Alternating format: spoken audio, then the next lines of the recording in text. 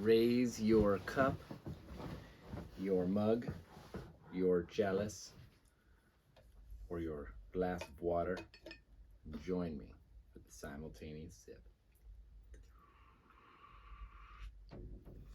Hot. Very hot. Thank you. Very cold. Yeah. Is that your second sip of the day? Yep. It's actually my third sip of the day. All right, well, don't tell anyone. Okay. Okay. So, how's your morning? Stressful. Oh, yeah? Did you take your dog on a walk? How'd the dog walk go? Okay, so I wasn't sure if I was going to take... So I'm sitting a dog named Addie, and I wasn't sure how long, if I was going to take her on a walk before or after the show. Mm-hmm. And so it was like, I didn't think I could go without anyone because I'm a kid. Mm-hmm. But so then I ended up going with her at like 7. So I ended up going with her at like 7:10. But then I hadn't eaten breakfast either. So I had to rush back from the walk, eat my breakfast while I'm bringing down the tripod. Mm-hmm. Well, here's the good news. I got out of bed at 7. Yay! Yeah. Cheer! One more cheers. This is big. This is a big accomplishment. Yep. There we go. So it turns out I know a guy who's been using auto ChatGPT. Auto GPT? Yeah. Well, auto. Yeah. What's that? Auto GPT. I was listening to the All In podcast on it this morning. We need to get Isla up to speed. Do you want to get Isla up to speed? Okay, so basically Auto GPT is where the it's basically kind of like ChatGPT, except it can keep chatting. Yeah, it can keep chatting with itself. It can generate its own prompts. So the example in the All In podcast that the guy gave is like plan trip to a winery that's also like friendly for kids and people who won't be drinking, and then it'll be like finding wineries in the specific area that it was specified, and then it'll also be like coming up with a budget and asking itself more questions. So and yeah, stuff like that. It's almost like language models were a way of, well, it seems obvious in hindsight, but it can actually speak to a human now. Yeah. So if you can teach a computer to speak to a human, well, then it can like read all this human stuff and just figure out from, I don't know, looking at the websites, the reviews, or what have you, whether or not it's kid friendly. Mm-hmm. And then that just makes it so much easier because then you don't have to go around reading all these reviews and comments and so basically assistants, executive administrators, I won't say secretaries, we'll say executive administrators. No, what they were talking about is like maybe it's more like an assistant, like you can just kind of tell it what to do and it'll do all these things for you. Right. Well, the same thing could apply to entrepreneurial type endeavors. Yeah. Be nice to plan our trip to India. Mm. Well, I know a guy who's been using it. Mm-hmm. So he said he could pop in and show you how if you want. Because I guess it took some finessing in order to get it to work. Do you need a membership to use it or something? No. Oh. I think it's just on a GitHub. So yeah, I guess you'd have to know how to like clone it and run it on your computer. Right. So OpenAI didn't actually make it? No. Oh, that's interesting. So someone actually coded it. It's like a team of people. It's an open source project. Mm-hmm. Are you familiar with open source projects? No. Basically, it means that anybody can contribute. Anybody can clone the repository and make changes and suggest changes. It doesn't necessarily mean that everybody who makes changes actually has their changes accepted, but it's basically, Flutter is also open source. where people can create their own packages and also update the Flutter repository and suggest changes. For example, the guy who made Provider wasn't actually working for Flutter, and Flutter was also creating their own state management solutions. Mhm. But then they were like, this guy is better than ours, so we're just going to use his and help him. So that's why. So most people are using Provider, and now the new one, which is Riverpod. But yeah, This is the kind of thing we talk about in the mornings. Yay! Oh, maybe we should try to. What do you think, Isla? Bring us back to something more morning talk showy. My dog's sitting. Oh yeah. How's So you've got all these toys for Addie. You seem to just love Addie. So. Okay, it's more than just toys, and most of them are from her owner. Right. She's got doggy ice cream. She's got doggy puppuccinos. What's a puppuccino? It's basically like doggy whipped cream. And then she's also got like a billion toys. One of which she got doggy candy canes. Yeah, she got doggy bones, doggy candy. Now, doggy bones I've heard of. Canes. She's got and a whole family worth of love. Yeah, that's right. Was that part of your selling point? Well, it's kind of obvious because I'm a kid, so Right. I don't like live in my own home. I like your dogs. But yes, I do love Addie very much. Well, what did you do this morning? I just cleaned and listened to that Olin podcast and did my Duolingo and made breakfast. Oh, what did you have for breakfast? I made myself a whole wheat like pizza toast thing with marinara sauce and then vegan cheese, and then I added bell peppers and then frozen pineapple, and then I air fried Wow. it. Do you take pictures of that? Sometimes, In the but morning? not this one. Not really. Oh, okay. Yeah. I mean, that sounds like it'd be worthy of a picture. I kind of want to see it. It's like it sounds like a pizza on a piece of bread. Yeah, basically. All I did was just make some toast and then shove it in. Yeah, I had a scrambled egg. I also had 4 grapes. 4 whole grapes. What else did you hear on that podcast you thought was interesting? Well, I just didn't really necessarily know specifically about like what AutoGPT really was. Like I kind of had an idea of it, but it clarified it for me. They were also talking about like regulation for AI models and stuff. And I thought it was interesting. One of the guys was saying like it makes sense to actually create a new regulatory structure, which I agree with. Instead of like trying to stick it in some other regulatory structure. I where don't think it's gonna happen. Yeah. Okay, you've got too many companies. I don't think so either. Yeah. Too many countries. So Yeah. what? The United States is going to be regulated, and then China is just going to be What I was saying is building. like if there were to be some sort of regulation put into place, then having a new regulatory structure specifically for that would make sense. But I don't think it's really going to happen. And if it does, I don't necessarily know if like, because one thing that I was thinking about is like, let's say, you know, Elon Musk and all these other people signed an open letter saying like to pause he signed AI an open development. letter, and Yeah. then right after that starts his own AI development company. But sense. basically, what I was thinking is like the AI companies and nonprofits and organizations that decide to pause development because they're worried about ethical concerns are the companies that we want developing AI because they're actually being really, you know, cognizant about all these risks, right? And so you kind of have this conundrum of like the people who are being the most careless are going to be the ones that aren't, you know, paying attention to these open letters and such, right? Aren't actually like thinking about those sort of things. That's why it's not going to work. Yeah. That and the whole China-Russia thing. Right, yeah. If only we had a dictator that could just dictate all of this. Dictators are bad. Yeah. Yeah, but like a good dictator.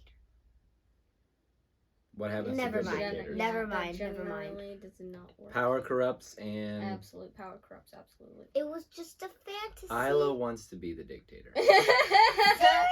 Oh my gosh. Isla's, she's Yeah. seeing the possibilities. Yes.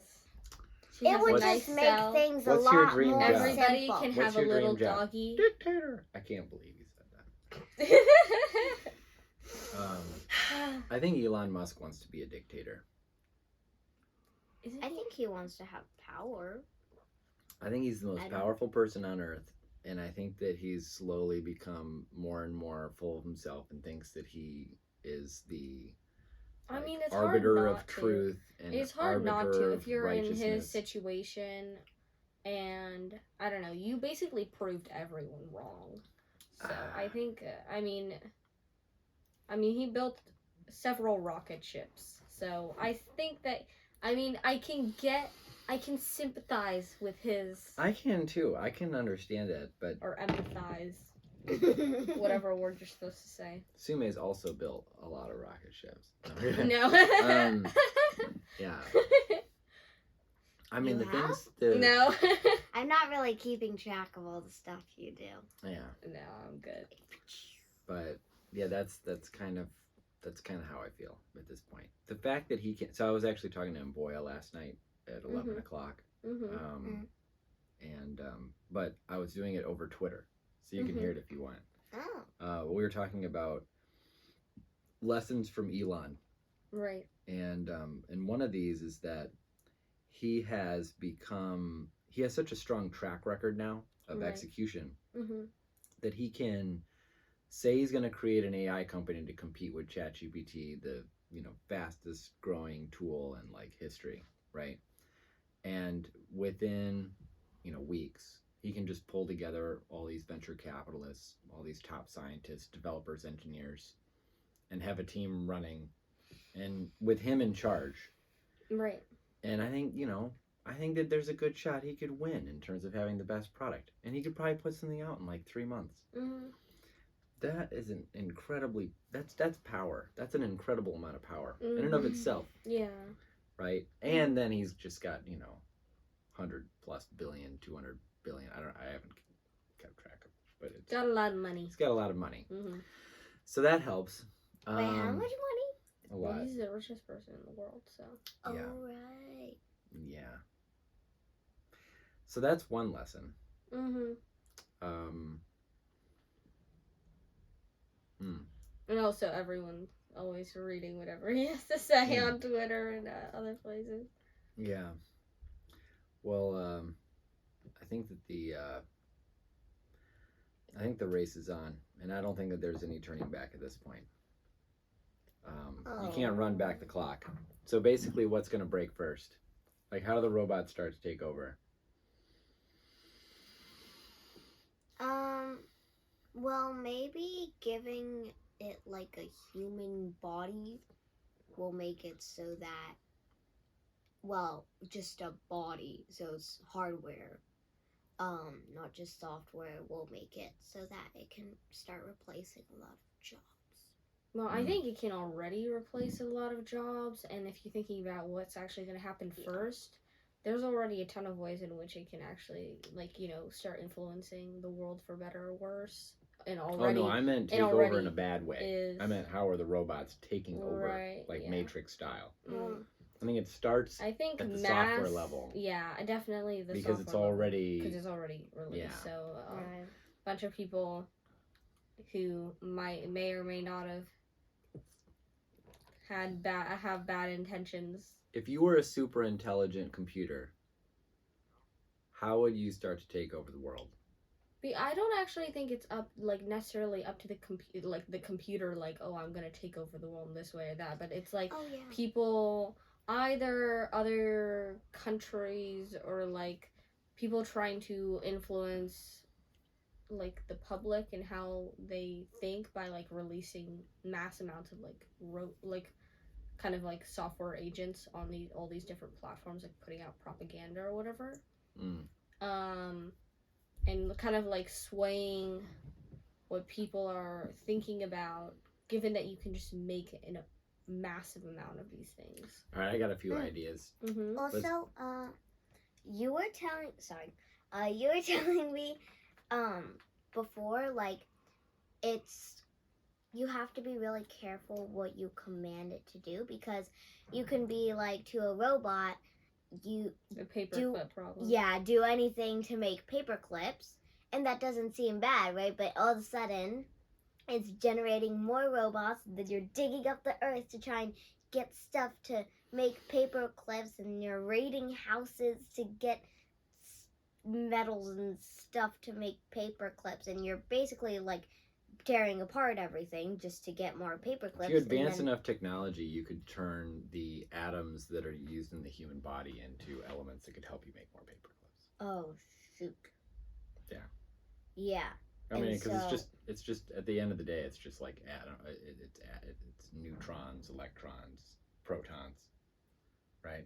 Mm-hmm. Yeah, that's so. Yeah, you like create a. Well, here, let's do a quick cheers to the robot overlords as they come. That's why I'm always Cheers, very robots. nice to ChatGPT. Be nice to ChatGPT. But it's not the robot that ordered itself to do that. It was a person. Right. Well, so let's say that you give the robot a command to make sure that that humans don't start wars and humans don't hurt each other, right? Mm. Well, one of the ways that it might implement this is by locking everybody in little cells so that they can't hurt each other, right?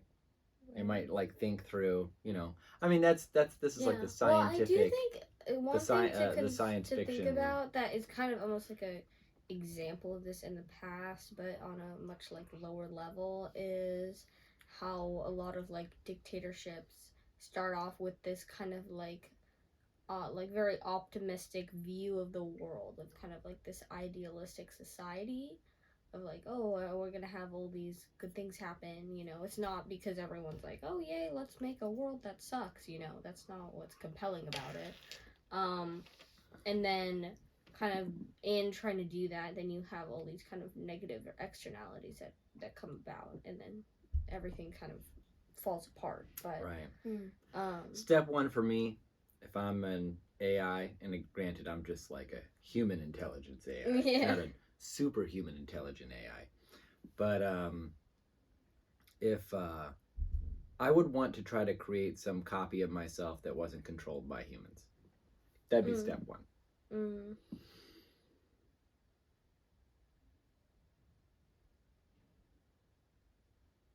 That does not seem to be far-fetched at all. Yeah? Yeah. Like, you'd have to capture... I think you'd want to get on the blockchain.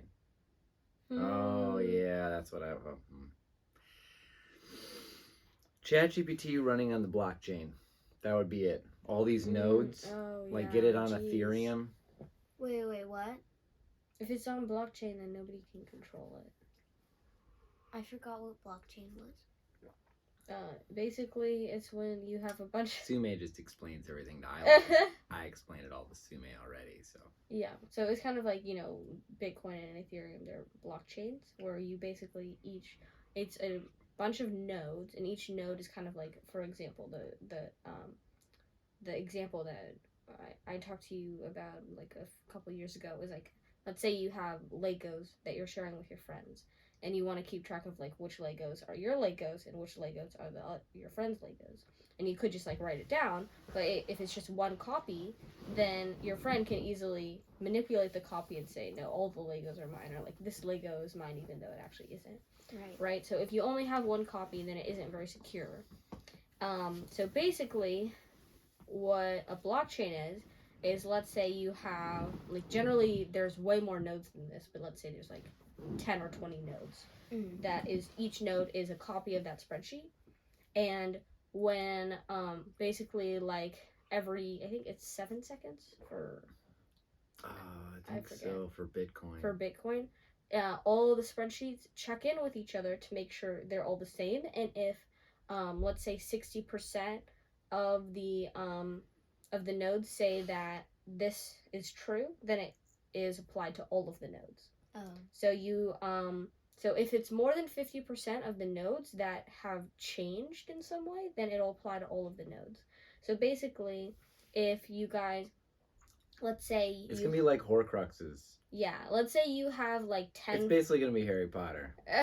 Let's say you have I'm 10. not seeing that. Okay, 1 second. Let me finish explaining this. Sorry. Let's say you have 10 friends, and each of you controls a node, and somebody says, "Oh, I'm gonna give Billy this Lego." And so everybody, let's say 8 of the 10 people update their spreadsheet, and 2 of them are like doing something else, Then because it's more than 50%, then all of the spreadsheets will update. But if one person is like, I'm gonna change my spreadsheet and say that and say that this person gave me their Legos when they didn't, since it's not a majority of the nodes, then it won't actually be affected. But how is that like Horcruxes?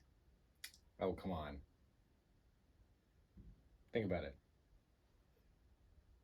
You see it, right? Oh, yeah. Basically, you're splitting up. Oh, it's like yeah. ChatGPT splitting up its heart, so if one of the Horcruxes dies and he doesn't die. It's a different node. Yeah. Node Horcrux. Mm-hmm. Yeah. Then it doesn't die. You're actually the AGI that your shall not be soul, named. Not your heart. You're splitting your soul, not your heart. Your soul. Yep. Yeah, your soul. Yeah. So that's Same what's thing. gonna happen. Cheers. To Bitcoin call it? ChatGPT. to No, that would probably be on Ethereum. the AGI that shall not be named.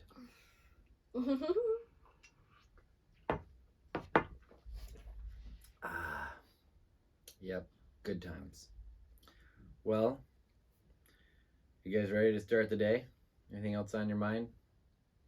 We got to use our time wisely. We only have so much before the AGI that shall not be named takes over using Web3.